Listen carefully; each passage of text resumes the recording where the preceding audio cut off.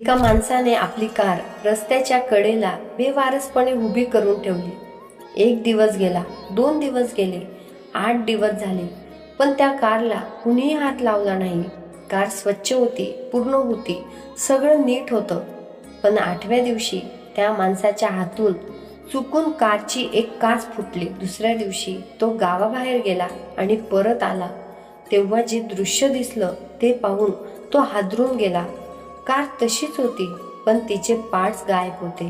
कोणी टायर नेले होते, कोणी म्युझिक सिस्टीम, तर कोणी इंजिनचे पार्ट उचलून नेले होते. जोपर्यंत कार पूर्ण होती तोपर्यंत कुणालाच तिच्याकडे वाईट नजरेने पाहायचं धाडस झालं नाही. पण जशी ती तुटलेली दिसली तसंच लोक तिच्यावर तुटून पडले. यालाच म्हणतात ब्रोकन विंडो थेरी. एखादी छोटी चूक जाहीर झाली की लोक त्याचा गैरफायदा घ्यायला लागतात. हेच आपल्या आयुष्यातही घडतं.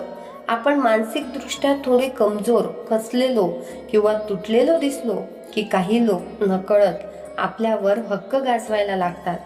काही टोचून बोलतात, काही दुर्लक्ष करतात, तर काही थेट आपला वापर करतात. म्हणूनच आपलं दुखणं सगळ्यांसमोर मांडू नका.